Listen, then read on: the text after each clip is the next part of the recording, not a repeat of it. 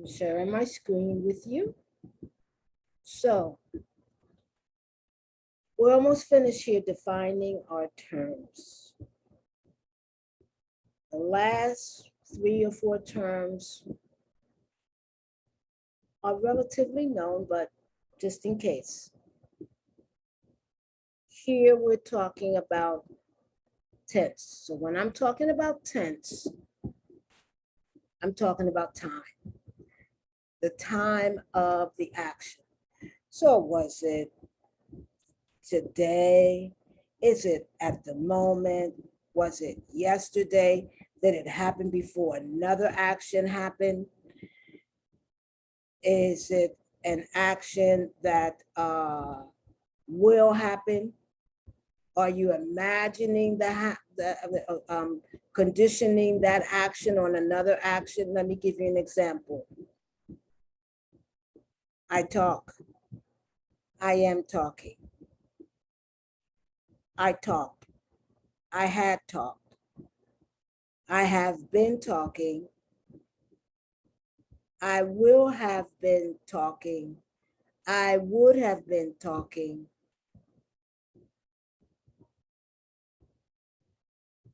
I would talk.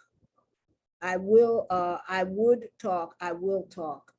So that's the tense. So when I say tense, I'm talking about the time.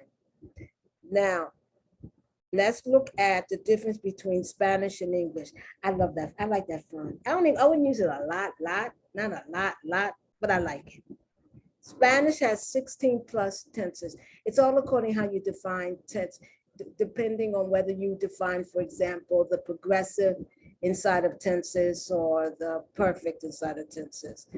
But it has at least 16 tenses. English has at least 12. So Spanish divides time differently in smaller segments than English does.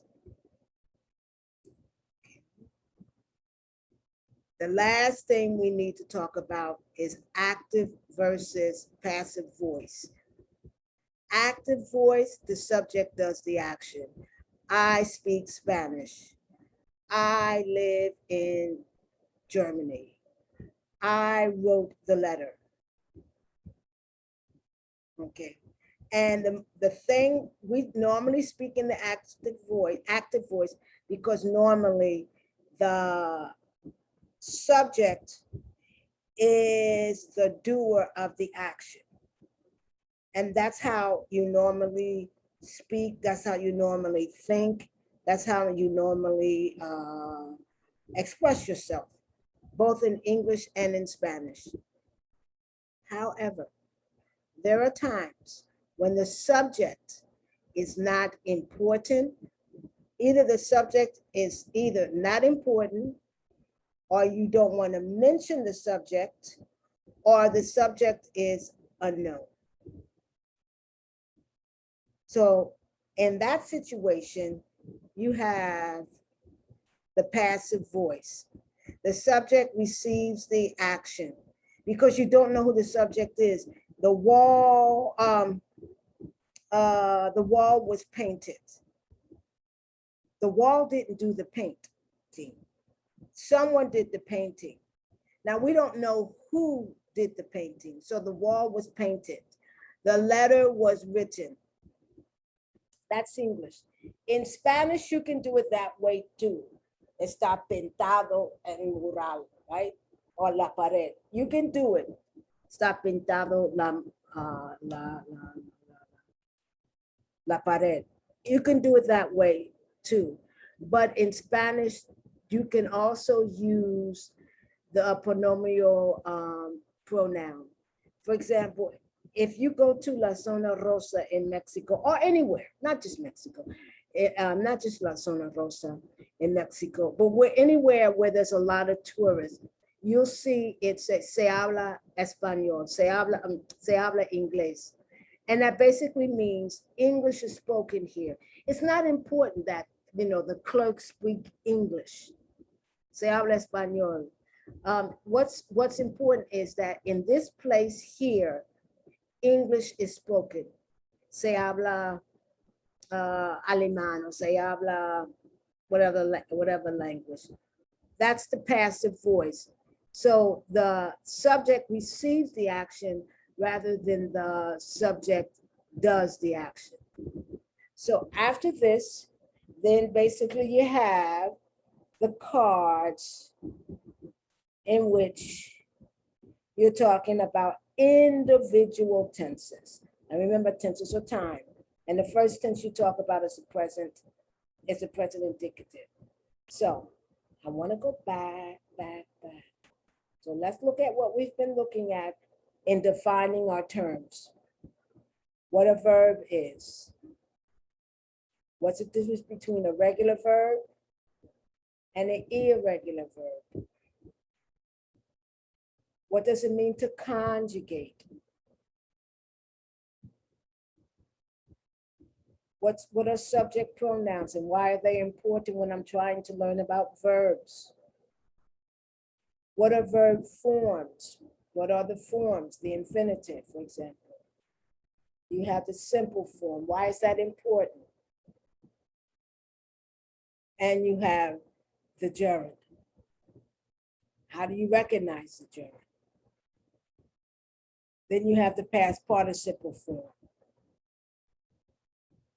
Then you have verb moods, the indicative. My favorite, the subjunctive. Yep. The imperative. And then what we just finished talking about, what is tense? Tense equals time. What verb tenses in Spanish versus verb tenses in English.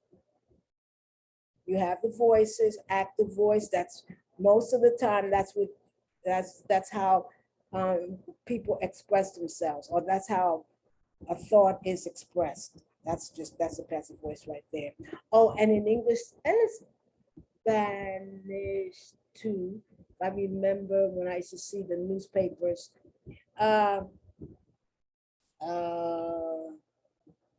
Especially the headlines, a lot of times it's in the passive voice.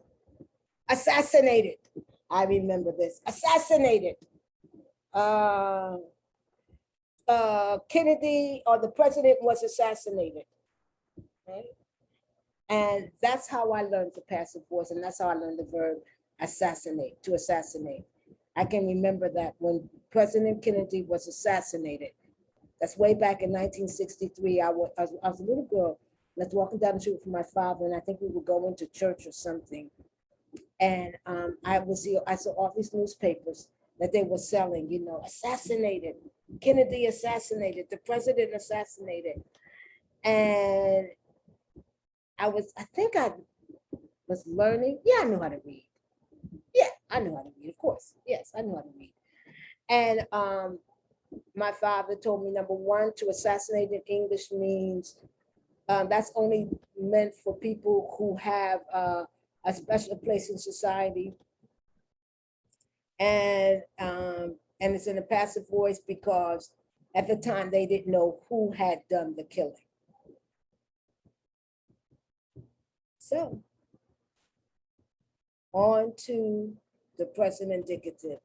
Coralla Fickler McLean at welcome, WYLCOME at welcome.com. Thank you for coming to my, watching my video. I appreciate if you would subscribe.